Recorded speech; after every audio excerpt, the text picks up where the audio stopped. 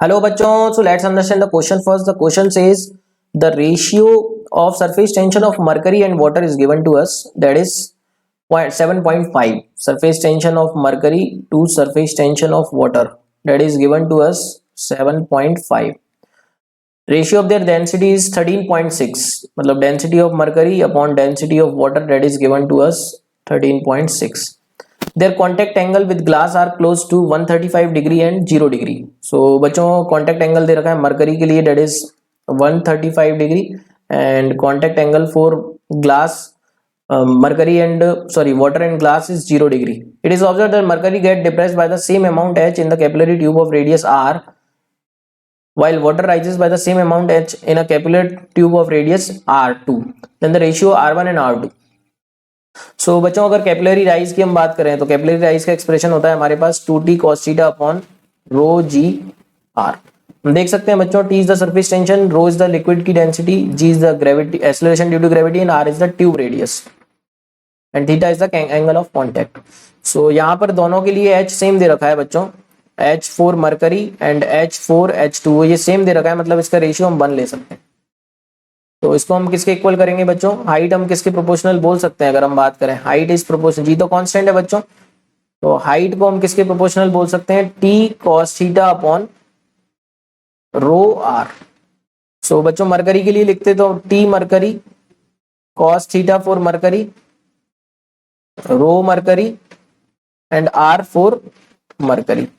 Similarly बच्चों water के लिए लिखते तो क्या लिखते, t for water that is H2O, cos theta for water, और बच्चों ये वाला टर्म ऊपर आ जाता हमारा, अगर हम इसको डिवाइड करते हैं तो डायरेक्टली लिख देते हैं rho for water and radius for water.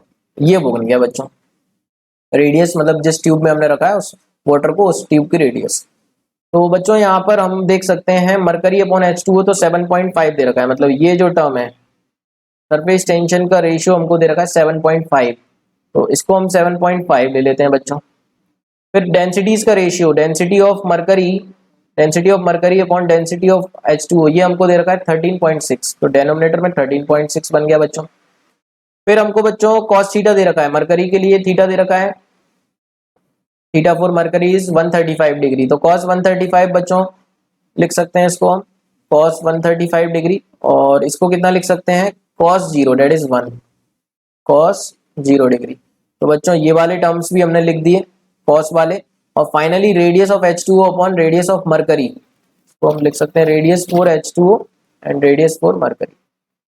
तो कितना आएगा बच्चों, ये तो 1 के इक्वल हो गया, तो इसको सॉल्व करते हैं नेक्स्ट स्लाइड पर.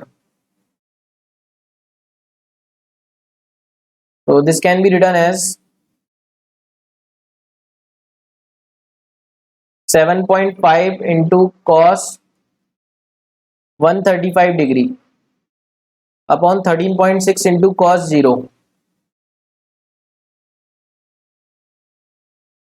किसके इक्वल आ जाएगा बच्चों, RH g अपॉन RH2O.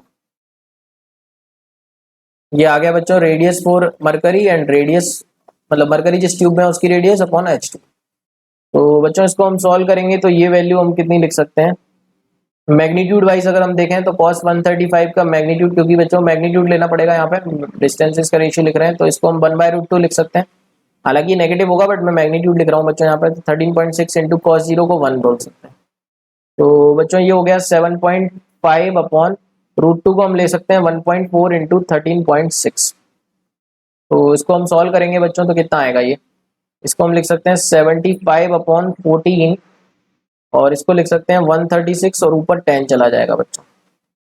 तो ये बना बच्चों, इसको 2 से कैंसिल करेंगे, 2 5 जा 10 एंड 2 7 जा 14, और ये हो जाएगा बच्चों 75 इंटू 5 डिवाइडेड बाय 136 इंटू 7.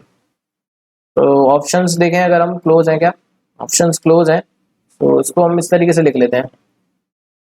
5 से ये कट रहा है क्या बच्चों, अगर हम इसको ऑन एन एवरेज 10 से काटें और इसको हम 5 2 जा 10, 3 5 7 जा 35, तो बच्चों ऑन एन एवरेज ये 2/5 के क्लोज आएगा हमारा.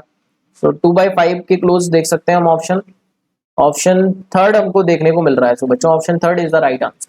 I hope you got the concept. Thank you so much and all the very best.